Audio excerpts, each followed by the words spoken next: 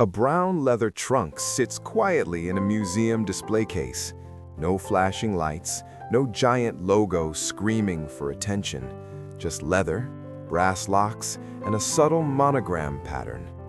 Yet that simple object represents the foundation of one of the most powerful luxury empires in the world. A brand that sells handbags for thousands of dollars. A brand that people wait months to buy. A brand whose logo alone can instantly signal wealth, status, and identity. Louis Vuitton. Today, Louis Vuitton is one of the most valuable luxury brands on the planet. The company generates tens of billions of dollars in revenue and sits at the heart of the massive LVMH luxury empire. But the most fascinating part of the story is this. Louis Vuitton didn't start with fashion. It started with luggage. And not just any luggage. Luggage designed for a world that was about to change forever. To understand the rise of Louis Vuitton, you have to travel back nearly 2 centuries to a small village in eastern France. In 1837, a 16-year-old boy named Louis Vuitton walked nearly 300 miles to Paris. He wasn't wealthy, he wasn't connected to elite circles, he simply had ambition. At the time, Paris was transforming into the cultural and economic center of Europe. Wealthy aristocrats, politicians, and artists filled the city. Travel was becoming fashionable among the elite, and with travel came a growing demand for luggage. But luggage in the early 1800s had a major problem. Most trunks had rounded tops. Why? Because trunks were usually transported on horse-drawn carriages, where rain could collect on flat surfaces. Rounded tops allowed water to run off. But there was a major inconvenience. Rounded trunks couldn't be stacked. For travelers carrying multiple trunks, storage became inefficient and chaotic. Louis Vuitton recognized this problem early.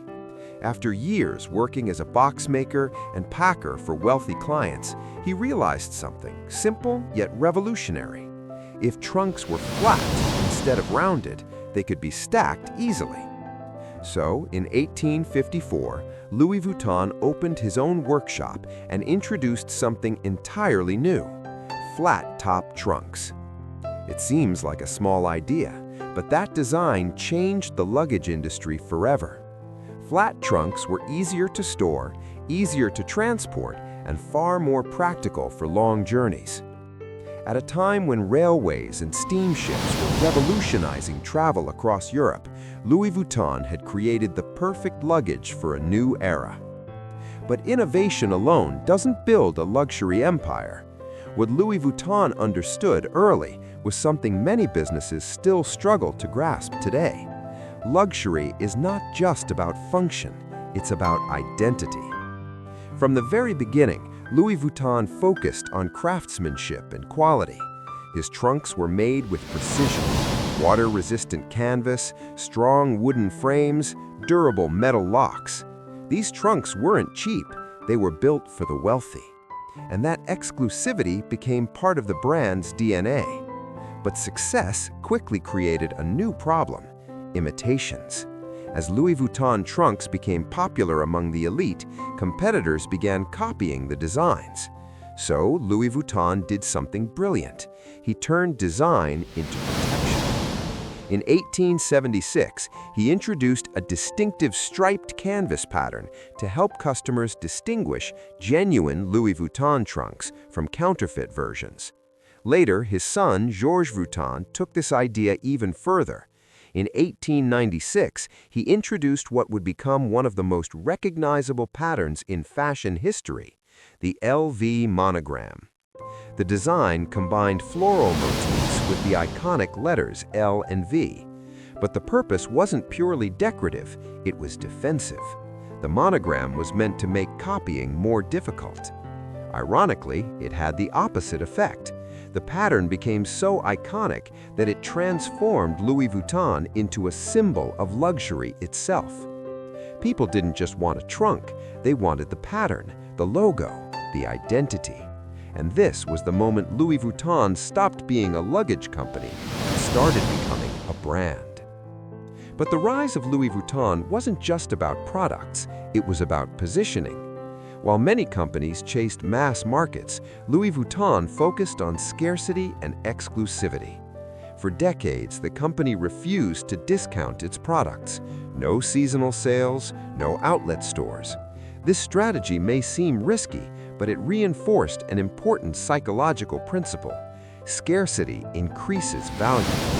When something is harder to obtain, people want it more. Luxury brands thrive on this principle. Louis Vuitton mastered it.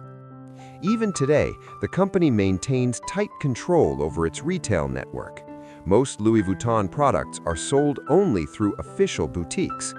This control allows the brand to maintain consistent pricing and a premium experience. Walk into a Louis Vuitton store anywhere in the world, and you'll notice something immediately. The environment feels different. Lighting is warm and elegant. Products are displayed like artwork. Sales associates are trained not just to sell, but to tell stories. Every detail reinforces the idea that Louis Vuitton is not simply selling bags, it's selling prestige. But as the 20th century progressed, Louis Vuitton faced another challenge. Fashion itself was evolving. The company was known primarily for luggage, but the modern luxury market was expanding into clothing, accessories, and lifestyle products. To remain dominant, Louis Vuitton had to evolve. And that transformation accelerated dramatically in the late 20th century. In 1987, Louis Vuitton merged with Moet Hennessy to form a new luxury conglomerate, LVMH. This group would eventually become the largest luxury company in the world.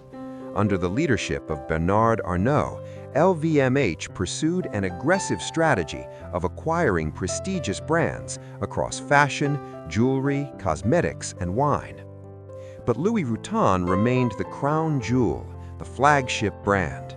And with that position came enormous opportunity. Louis Vuitton expanded into new product categories: handbags, shoes, clothing, jewelry, perfume. But the most important change came through collaboration. In 1997, Louis Vuitton made a bold decision. It hired Marc Jacobs as creative director. This move was transformative. For the first time, Louis Vuitton would enter the world of high fashion. Jacobs introduced ready-to-wear clothing collections and began collaborating with artists and designers. One of the most famous collaborations came in 2001 with Japanese artist Takashi Murakami. Murakami reimagined the classic LV monogram using bright colors and playful patterns. The result was revolutionary.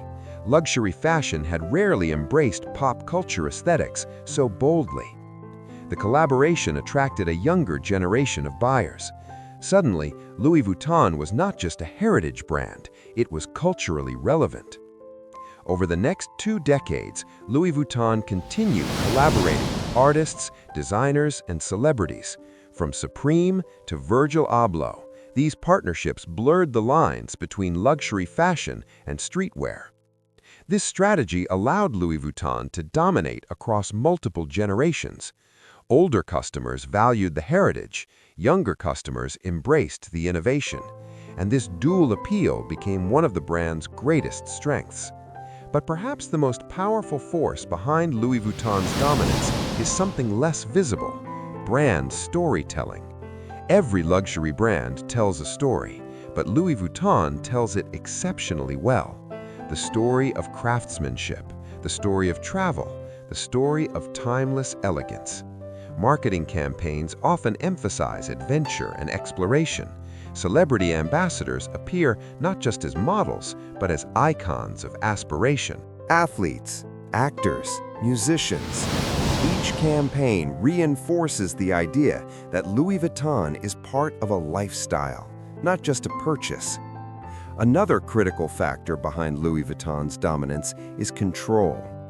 Unlike many fashion brands that rely heavily on wholesale distribution, Louis Vuitton maintains strict control over its retail network.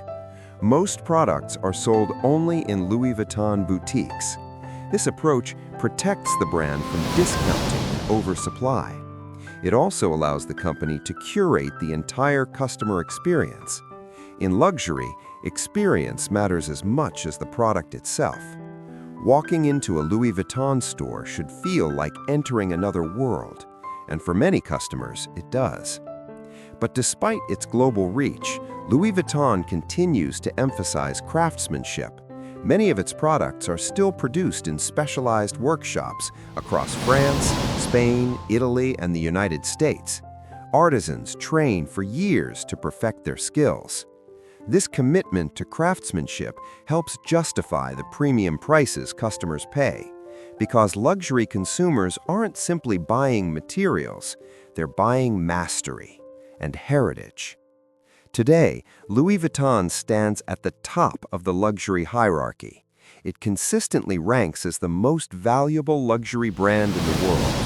Its handbags often have waiting lists. Its fashion shows dominate headlines. Its collaborations spark global demand. But what makes the brand truly remarkable is its ability to balance tradition with reinvention. It remains rooted in a story that began nearly 2 centuries ago with a young craftsman building travel trunks, yet it constantly evolves to stay relevant in modern culture. Few brands achieve that balance. Many luxury companies either cling too tightly to tradition or chase trends too aggressively. Louis Vuitton walks the line between the two, and that balance is the secret behind its dominance. From a small workshop in Paris to a global luxury powerhouse, the rise of Louis Vuitton is not just a story about fashion. It's a story about vision, innovation, exclusivity, and the power of brand identity. Because in the world of luxury, the most valuable product isn't leather or fabric, it's meaning. And Louis Vuitton has spent nearly 2 centuries perfecting it. The next time you see that simple LV monogram, remember what it represents. Not just a bag, not just a brand, but one of the most successful luxury strategies ever created. This is the rise of Louis Vuitton, and it's a masterclass in luxury dominance.